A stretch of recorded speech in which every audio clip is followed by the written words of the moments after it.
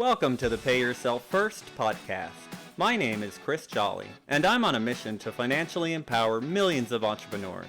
I want you to make and keep more money so that you can begin implementing and turbocharging a plan for creating financial freedom your way during the life cycle of your current business without spending a ton of time or becoming a professional investor. You see, most of the financial teachings out there are made for employees, not entrepreneurs. If you wouldn't listen to someone who doesn't have kids about parenting, why take business financial advice from someone without a business? Are you ready to break free of bad advice and follow the trail of other uncommon entrepreneurs so you can get from where you are now to the lifestyle you were aiming to create when you started your business? Then stick around. Here comes another episode of Pay Yourself First, where the only investment we offer is the one you make in yourself. Hey everybody, welcome back to the podcast. I'm super excited today as always because I have another amazing entrepreneur on. Her name is Pallavi Pande and her company is called Detox and they make sustainable plateware. So how are you today? I'm very good, Chris, as better as I can be. How about yourself? I'm doing super good. Thank you for asking. So I'm really excited you could take some time out of your busy day to jump on the show with us here and share your insights and wisdom with the audience. So thanks so much. Thank you for this opportunity, and I'm glad I'm here. Absolutely. So tell us a little bit more about your company, what it is that you do, and who you serve. Thank you for asking that. I'm the owner and founder at Detox Palm Leaf Tableware Company. And what we do at Detox is we make sustainable single-use disposable tableware like plates, bowls, trays, platters, straws, spoons, whatever you can think of that you would need in your kitchens or at your events from naturally fallen palm leaves. And the beauty is these are natural resources on the ground, and I'm the mom who rescues these and give them one more use before they start to go biodegrade by themselves in 3 months. So that is what I've been doing for the last 4 years. And I'm sure you were wondering, what is detox? What does it mean? So this is a non-standardized spelling of the actual word detox, which means a cleansing journey. But here I'm just offering much more than just a cleansing journey for our bodies. This is outside of our bodies for the environment also. So this is detox, a cleansing journey with palm leaves for inside and outside of the body. Why? Because we're consuming responsible products and we're also taking care of throwing them at the end when we're done with using them. I love it. Now, there's been a bunch of different biodegradable plant-based plates and stuff like that on the market for a long time. But yours really stood out to me because of the fact that you're not like growing things to make them. You're actually just using fallen palm leaves, which I think is amazing. Can you share with the audience how you came up with that idea? Yes, I would love to. I grew up in India and I used to eat on banana leaves in India while growing up. And that is a very cultural part of our tradition in India, which is when guests come, they eat on banana leaves just so that you're close to nature. You use what you can from the nature. So all of that really made me nostalgic because I've been here in the United States for a decade. I've raised my family here, my kids. We go back maybe after 4 years. So I was quite keen on bringing this concept to the Western world. Why? Because I miss it every day. And I was like, how can I bring a piece of India to everybody who's living here, who misses eating on leaves from back home, kind of an experience. So that's what I want to bring to everybody, empower them with a sustainable dining experience with our amazing sustainable products. I love it. Now, can you tell me a little bit more? I know you have both e-commerce and you're in retailers. Can you tell us a little bit about what that mix looks like for you? How much of your business is online and how much is in stores? Sure. So when I started in 2019, it's been 4 years, I started with the 100% e-commerce brand. We were online because I just felt it's easier to start something online because you are just starting with an experiment and you really don't know if this is going to be profitable, whether you're going to have traction, whether you'll have sales. So that came very handy starting in 2019 e-commerce. But then we exploded during the pandemic in 2020 into Amazon, into Walmart, into Etsy. And I think we saw a very good traction. And I was like, why do I just need to cater this online? Why can I not do this on retail where the consumer who's walking by with the cart can literally place the item in their shelves at their convenience? They don't need to plan an online shopping. They don't need to wait for the deliveries, or they don't have to worry about something not reaching on time. And so all of that really pushed me to talk to retailers. And last year we launched in our first retailer, which is a small grocery store here in 11 locations across Oregon. It's called Market of Choice. And that is where we are on shelves to provide the consumer easy, readily availability and easy accessibility of our products. So even today, if you ask me, we are more towards the e-commerce and less on the retailer side because I'm still working on getting our products on shelves at bigger box retailers, and it takes time to pitch in and meet with distributors and buyers, and that's a total different ball game. So I'm just getting started there. Can you tell us a little bit about that and maybe some of the challenges you've had with that? Because I spent a long time myself in like grocery, wholesale prepared foods, and dealing with the stores, especially the larger ones, like you said, can be quite a challenge. So what have you bumped up against while doing that? Oh, everything. I barely have any connections or networks because I don't come from a background where I have a lot of business knowledge. I try to go and tap into the resources that I have locally here. For example, what I did, maybe other listeners can do, is associate with yourselves with an accelerator program that is being offered in your region, because that is how you literally tap. That's how you literally get into a community of people, whether it's CPG products, whether it's food industry. So whatever your niche is, you can tap into by joining or associating yourself with certain organizations, whether they're nonprofits or accelerator programs. And that's what I did basically, because I find it very challenging to find people from my community, like the Asian Indian background, who are into business here in Oregon. And even if they are barely from my market industry. So I struggle in getting to the leaders in my market industry. And I associate myself through these accelerator programs to gain knowledge of who I can talk to, how I can get to know from person A to B to C. It's all word of mouth. It's all referrals. It's all about building a relationship and having that trust and the credibility when somebody recommends me. So I think that's all it has taken in the last 2 years during the pandemic when we were very low on sales. What I really spent my time was building on that relationship building, that trust building, so that when I'm ready to push for that sale, I have sales ready from person A, person B who believes in me. So that's how I was able to build my network. I love it. Now, I want to ask you a little bit about the product itself. What was the process like in getting a prototype together? And can you share how it's made? Because I'm sure a lot of people are trying to figure out how palm leaves turn into plates. That's a great question. I always get that asked. Get out. These are not from leaves because they look like bamboo. They are very woody. They've got textures on it. They're very light. So it's very flabbergasting for people when they ask me. So it's a very easy process. So what happens is in India, in the southern part of India, there are a lot of areca palm farms. The main purpose of these areca palm farm is to produce areca nuts, which are used for people to chew. They are betel nuts that are used for chewing. They are minty and they use in mouth fresheners, and some people eat it with tobacco. So that's another product that is in the market. But what actually happens with the tree is, like every tree, the leaves fall. And those leaves start composting in 3 months on their own because it's a leaf, they become soil. So right before that happens, we see that pile, we pick that up and we go through a cumbersome process of cleansing them with fresh water. So they get all cleaned, then they get sun dried. And that's how the leaves that are on the ground, which are light green, they turn brown because of the whole cleaning process, because of sun drying. So that's how they get their brown look, the bamboo look, the woody look. And once they are well sun dried, they are hard, they go under a machine where we have metal molds that are made of aluminum, and that's what gives the plates or the bowls the shape that we want or the depth that we desire. So we put them under these big machines, we heat compress them, and that's the only thing we put is the heat compression, which gives them the formation, and then we put them under a UV sanitation machine. Each product is UV sanitized and then wrapped and then is ready to be sold to the consumer. So it's a very easy process. The only cumbersome part is the collection of the leaves, because that takes labor, that takes a lot of energy, that takes a few days. So once the raw material is there, it's just easy. It's an 8-hour shift for our women employees. They keep putting the leaves under the machines and we can generate around 1 lakh plates every month.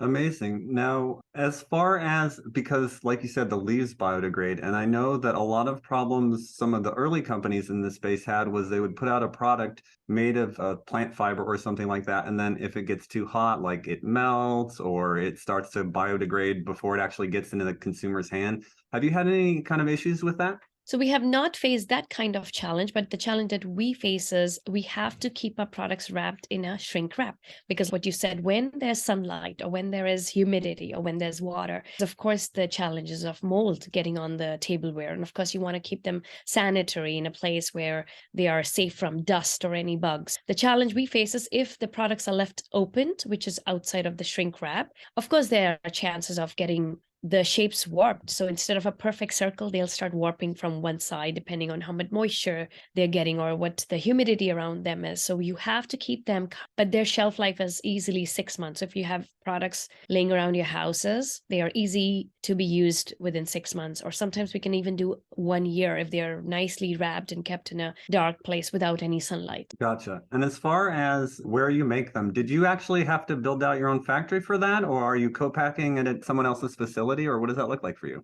So right now we do not have our own manufacturing unit because that's a lot of investment if you ask, and I don't have that. Right now we are bootstrapped, which means 4 years into this business, I've not taken any loans because I've been able to sell great. We have enough cash flow that we pump back into the business.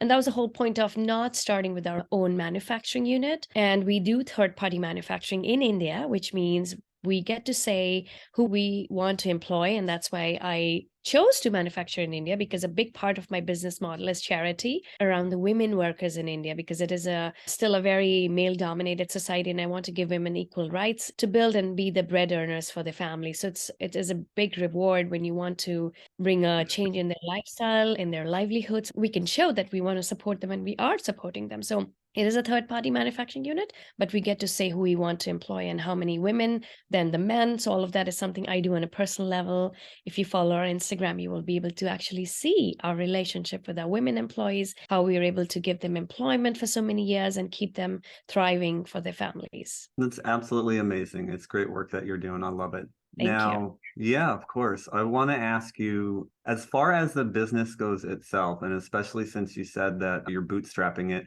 what would you say is your biggest financial obstacle right now? I think the biggest obstacle would be we are very much mainstreamed onto online e-commerce. And again, let's say if there's another pandemic happening, I don't know if you're going to survive it because, like I said, even today, 90% of my business is all online e-commerce.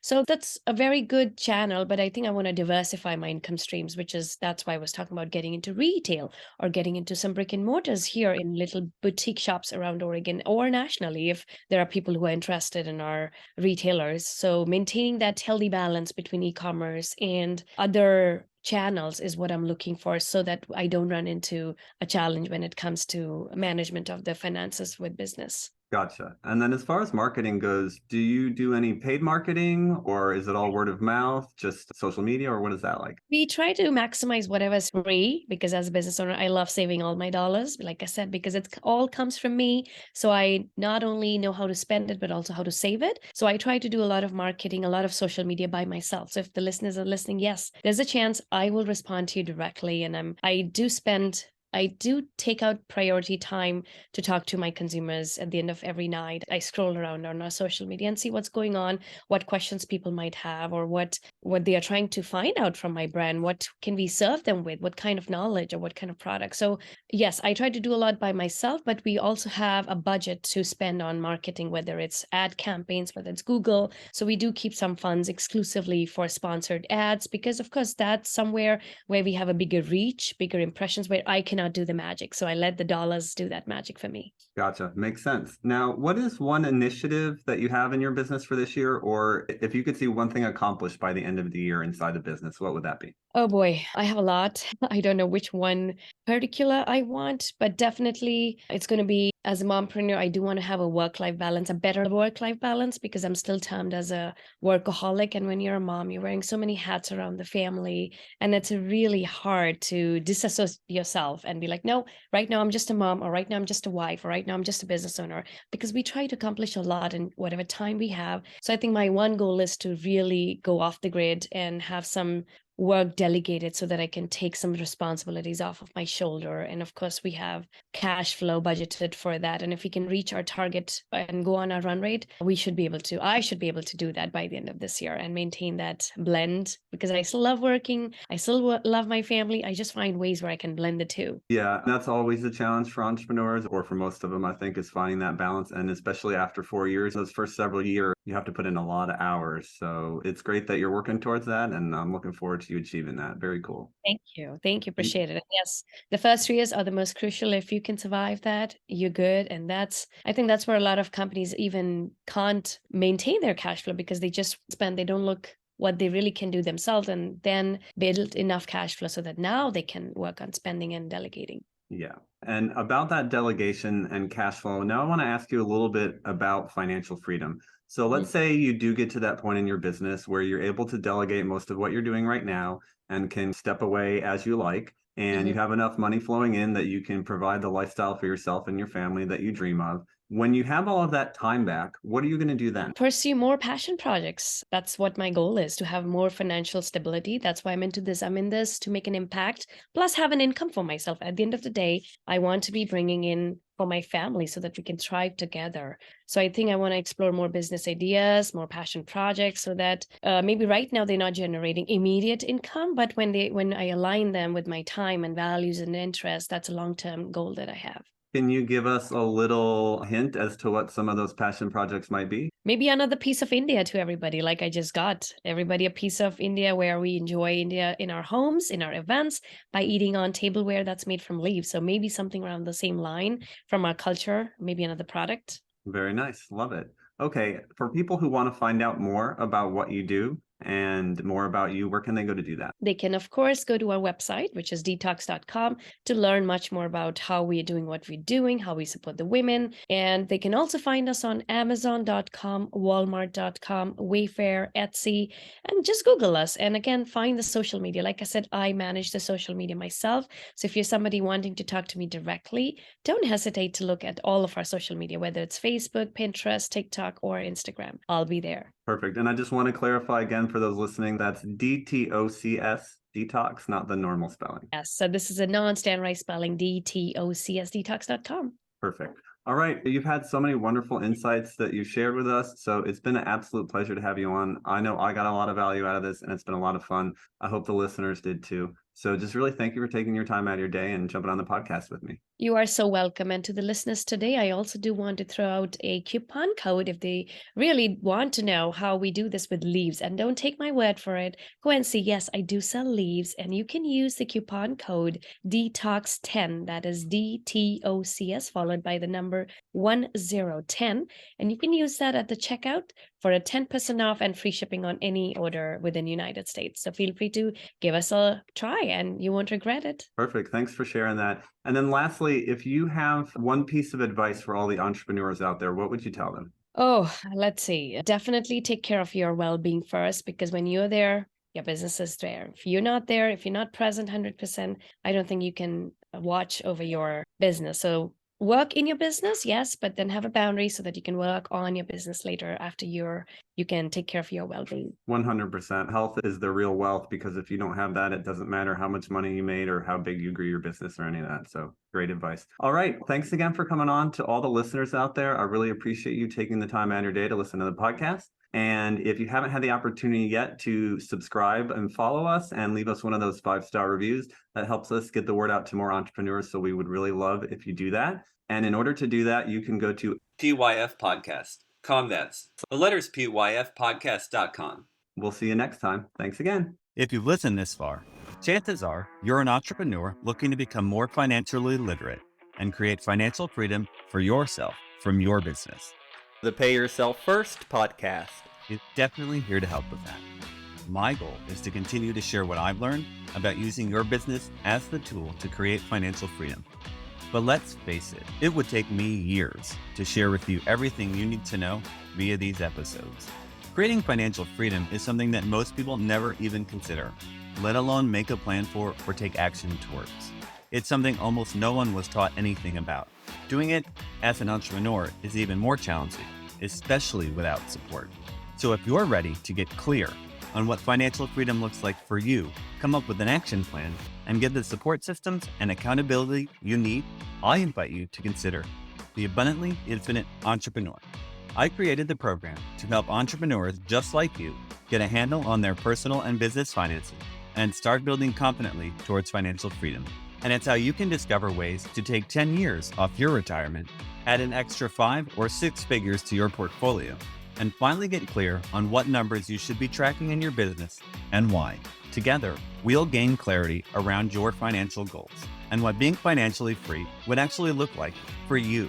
Then we'll put together a customized game plan to get you there and the accountability to see you through.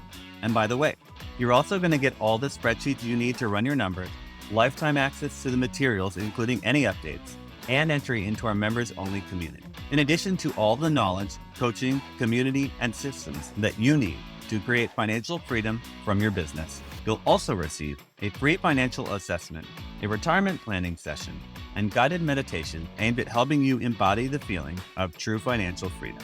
So yeah, you can just listen to the free content on these podcasts to help you move towards becoming a financially free entrepreneur. And sure, you'll likely see some results, or you can make the decision to commit to learning, implementing, and embodying what you need to know to create the financially free life you dreamed of when you started your business journey. Click the link in the show notes to answer a quick questionnaire, and you'll be on your way to joining the abundantly infinite entrepreneur.